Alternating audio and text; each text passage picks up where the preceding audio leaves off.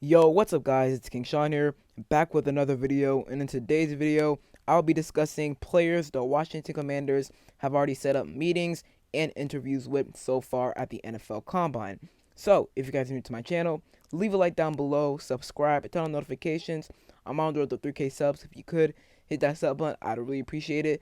And other than that, let's get straight into the video. Alright, so it was reported earlier today by Ian Rappaport that Caleb Williams has meetings set up with the following NFL teams: the Bears, the Commanders, Patriots, Raiders, Falcons, Jets, Giants, and Vikings. So as expected, we are going to be meeting with Caleb Williams. Caleb Williams, he won't be participating in any on-field drills or workouts at the Combine. I'm pretty sure he's just there to meet with teams, maybe do a medical, and he's just gone after that. So he's not there to do much at the Combine.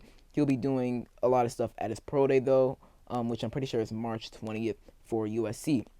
So like I said, this was as expected.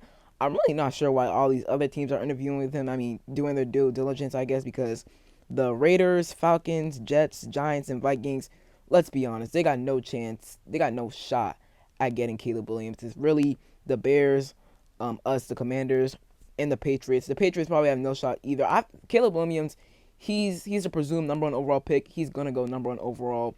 Even yesterday, I'm pretty sure Ryan Poles said that if the Bears were going to trade Justin Fields, they were going to do it. Well, they're going to do it before free agency officially begins, which is March 13th. So, hey, we expect to see a Justin Fields trade go down in the next couple of weeks. Maybe to the Steelers, maybe to the Falcons. We will see, but expect to see a Justin Fields trade in the next couple of weeks. As for Caleb Williams, obviously, don't need to really say much. He's an absolute baller. If he falls to number 2 overall, or if we decide to trade up for him, I'd be super, super happy. Obviously, he was born and raised in the DMV. He went to Oklahoma, then he transferred to USC. In 2022, he won the Heisman Trophy. And then this past season, he was still very, very solid. Best quarterback in the country. Well, in 2022. In 2023, this past season, it was definitely Jayden Daniels. He won the Heisman Trophy. Obviously, we'll be talking about him in a second. But yeah, really, Caleb Williams, this is a good thing that we're interviewing him. We were going to do this either way. We're probably going to be interviewing him a few more times. It's really, what really matters with all these interviews, these formal and informal meetings and interviews, is how many times we meet with the guy. Because if we meet with the guy like 2 or 3 times or even more times, that shows you how interested we are in that guy. So watch out for that, really, over the guys we interview or meet with. Obviously, the guys we interview and meet with are important, but if we meet with a certain guy more than once, then that clearly shows that we have interest in that guy.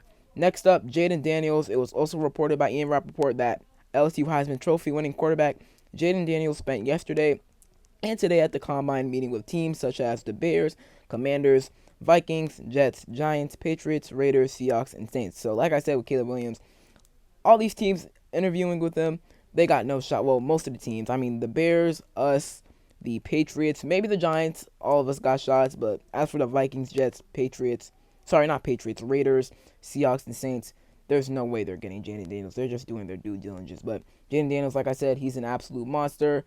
He's been in college for 5 years. His first 3 at Arizona State. Then he transferred to LSU in 2022.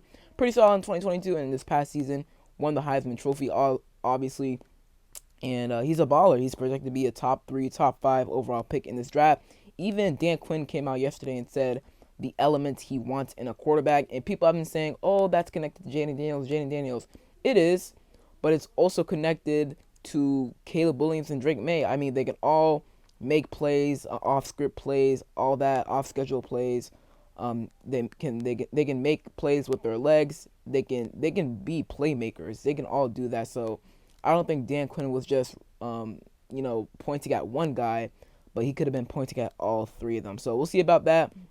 But really, it's up to Adam Peters and Cliff Kingsbury for the most part, because whoever we draft that to, see, I don't care who we draft that to between the top 3 quarterbacks. Caleb Williams, if he's on the board, I would definitely select him at number 2. But if we select Jayden Daniels or Drake May, I would not be mad at all. And then the last guy we have interviewed so far with, let me find it here, is Darius Robinson, Missouri Edge. We have a formal interview, meeting scheduled with him on Thursday, which is tomorrow. So Darius Robinson, he showed out, first of all, at the Senior Bowl. he was constantly winning his one-on-one reps against tackles and offensive linemen in general. He's an absolute beast. Let me read off his stats real quick. He's a fifth-year senior, which is pretty interesting. In 2021, he played in 8 games, had 21 total tackles, and 0.5 tackles for losses. In 2022, he played in 13 games, had 35 combined tackles, 5.5 TFLs, and 3.5 sacks. And this past season at Missouri, he dominated, playing 12 games, 43 total tackles, 14 tackles for losses, and 8.5 sacks. I've been seeing people say that, hey, Darius Robinson could potentially rise his draft stock and go top 10. We will see. I feel like there's a good chance. I have him projecting in the top 40 right now, top 40, top 50, but he could potentially go late first round or even mid first round, maybe high first round, but I think he has the potential to go late to mid first round. So Darius Robinson, I like his potential a lot. I think he would fit greatly in Dan Quinn's defense. He is a bit older, but like I said, he's a fifth-year senior, so you expect that he's like 23, 24, maybe 22, but nonetheless, he's an absolute dog, and I would love if we were to draft him in like the second round with our like 36th or 40th overall pick. So I would like that a lot personally. So that is really it for today's video. Those are all the guys we have meetings and interviews with so far. I'll be updating with you guys of the players we have been meeting with over the next coming days. Hope y'all enjoyed. If you did, leave a like down below. Subscribe, turn on notifications. I'm on the 3K subs, like I said, so if you could hit the sub button, I'd really appreciate it. Trying to hit it before the draft begins in a month or so. And other than that, it's been King Sean, and I'm out. Peace.